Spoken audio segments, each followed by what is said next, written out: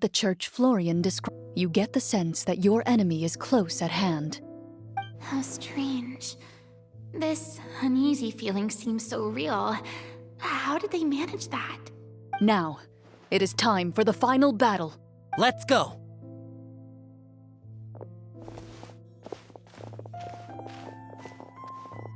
Florian, wait. What's wrong? I think you should wait outside. You've already been corrupted by the Devorator once.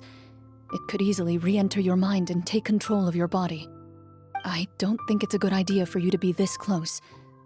If it corrupts you again, it's possible you might take on a new form entirely. That's exactly why I have to go. Why I should be at the very front. You mean... Yes. I intend to lure it into my body. That's too risky. If things get out of hand, I might have to kill you. Do you understand how dangerous this is? I understand, but if I do this, you'll have a clear and visible target. The Devorator will have a hard time passing up a chance to enter a body it knows how to control. You won't have to worry about any of your friends being taken over. You're not like me, Miss Clorand. You're a just and powerful Marechaussee hunter. The monster broke free due to my error. It's only right that I shoulder the responsibility for its destruction. This is... something that I have to do. Consider it a duel to restore my honor. My only request is that you give it your all.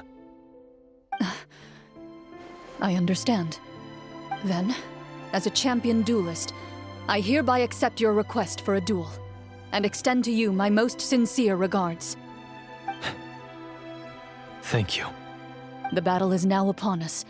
Let the Devorator once again tremble under the blade of the Marechaussee hunters.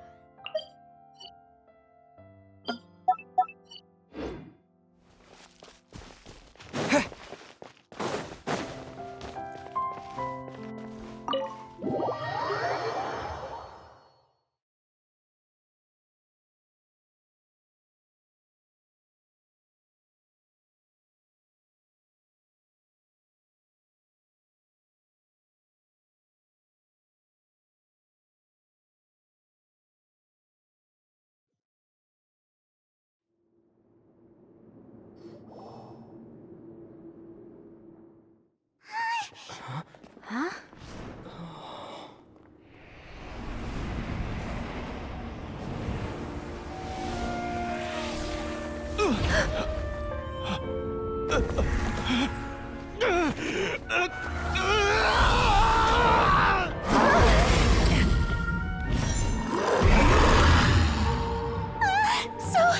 So lifelike.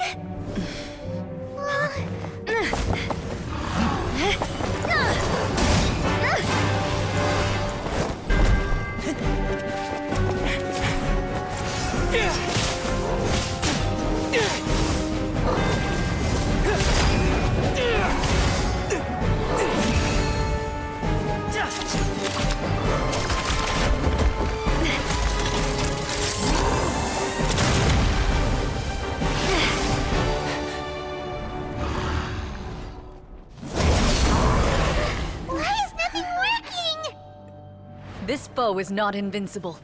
You hold the treasure. The power to defeat it in your own two hands. The treasure? You mean... the names. It's the Marechaussee hunters' names. How are we supposed to... You forget, Paimon? There's still one skill we saved until the very end.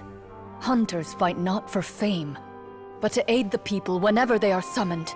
Walter the Marechaussee Hunter. Master of 1,000 tricks, executioner of the Phantom Hunters, I call for aid! Est, the Marchose Hunter, inheritor of Cassiodor's will, judge of the Shadow Hunters. Answer my call!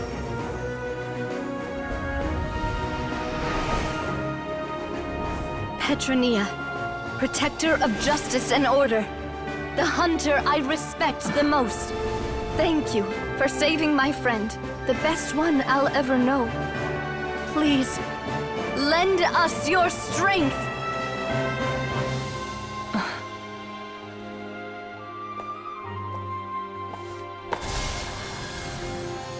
We have come to answer your summons.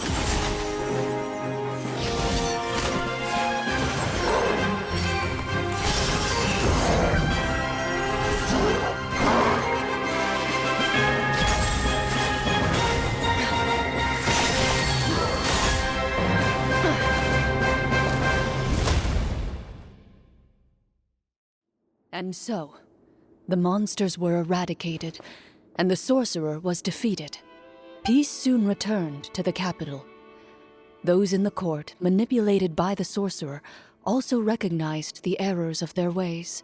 Some remembered the names of the heroes who saved their kingdom, but others simply continued their lives none the wiser. Such is the story of the Marchose Hunters. They pursue the phantoms in the darkness and exterminate all who pose a threat. They will always protect the city and those within it, even should all memory of their accomplishments be forgotten by the very people they serve.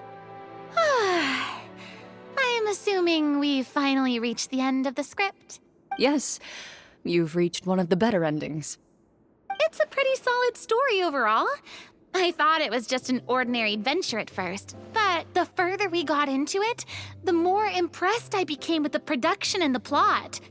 That final battle especially. All the effects were super realistic. Oh, right. Yeah, totally. That's a really good point. I never expected the weapons we picked up from that vault would have that kind of effect. Yeah, mine nearly scared the daylights out of me when it started glowing. I took a good look at it after we got out, but I don't think it ever lit up again. Oh, we should probably give these props back, right? I'll just leave mine here. Did you have a good time? Of course. Let me know if another script like this comes around. Sure, no problem. Then I'll head back for now. I think I need some time to fully digest everything that just happened. Once Mr. Florian is awake, please pass on my regards to him. He must be extremely exhausted to have passed out cold like that. You're right. He's had a lot to deal with. Well, see you all some other time. Toodaloo!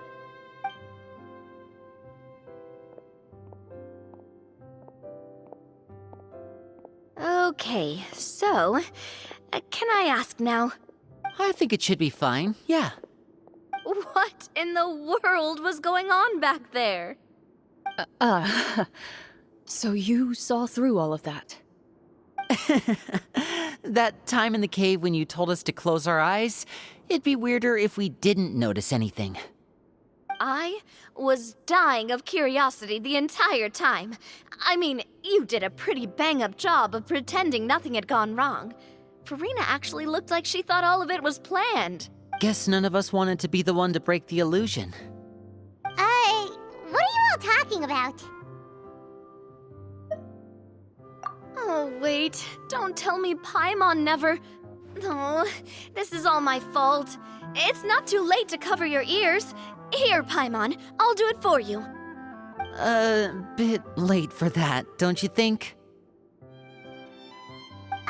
You're saying everything that happened back there wasn't actually part of the script? It's probably more accurate to say this was never a real scripted story to begin with. What? So loud. My head. Hey, you! Get up right now and explain yourself! No shaking, please! Oh, my head.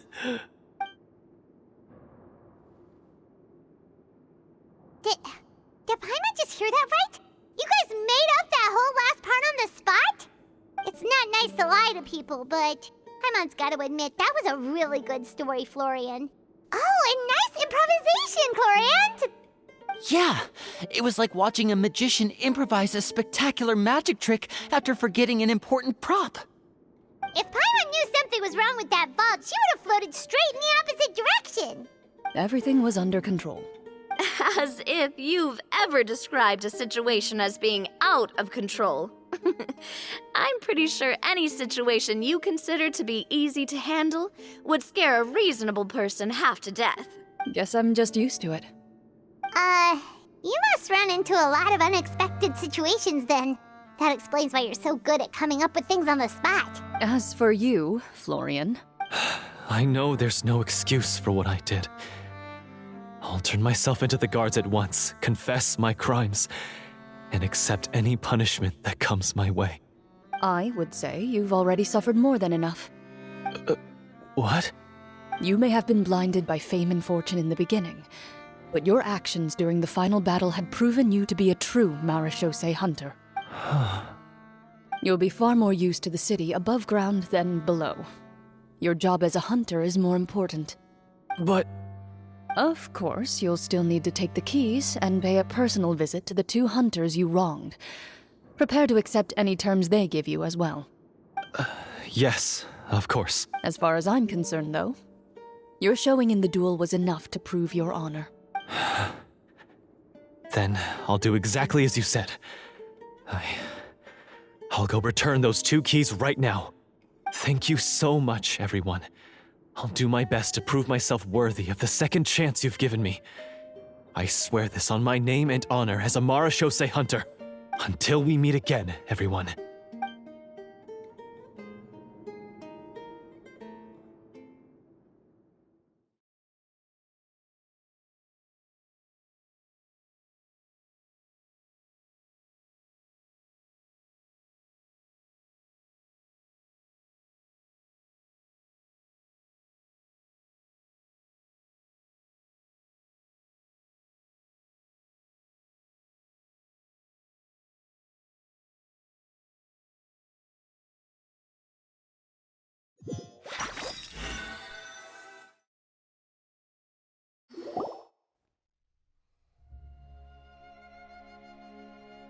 Speaking of marechaussee hunters, what should we do about the treasure in that cave? Leave it be.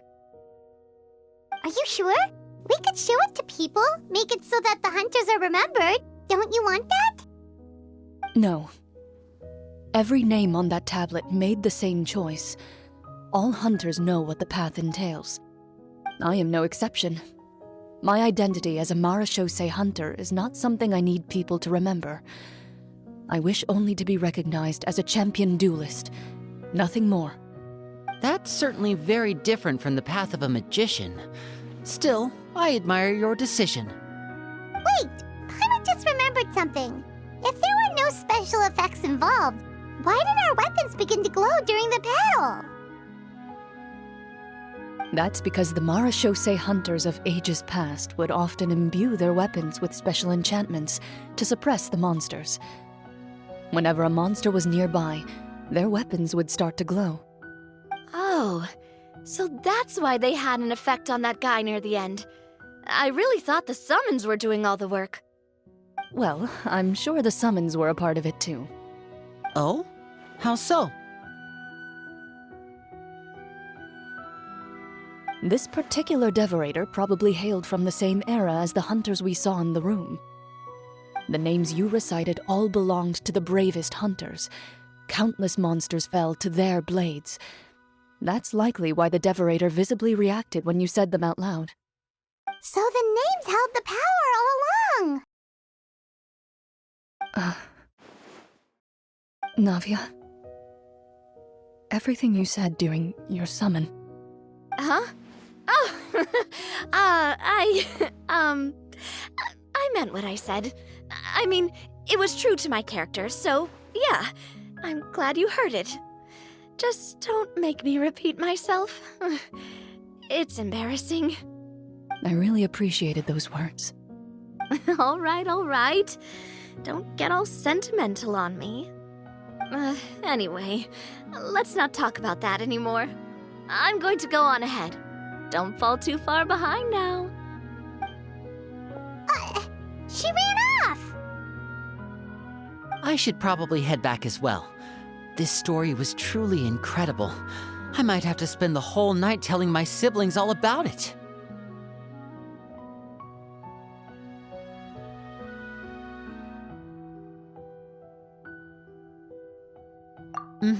Goodbye.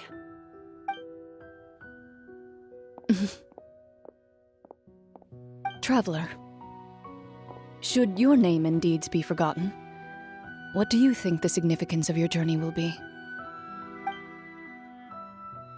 I suppose the significance would be the journey itself and the world we helped create. There's still value in the time I shared with everyone here, in the things we were able to accomplish, even if no one remembers them. A great answer. I'll remember it. Me? The Marachose hunter says nothing in response to that question. Perhaps her answer lies in her silence. An unspoken vow left to echo through the night. The path she walks needs no explanation.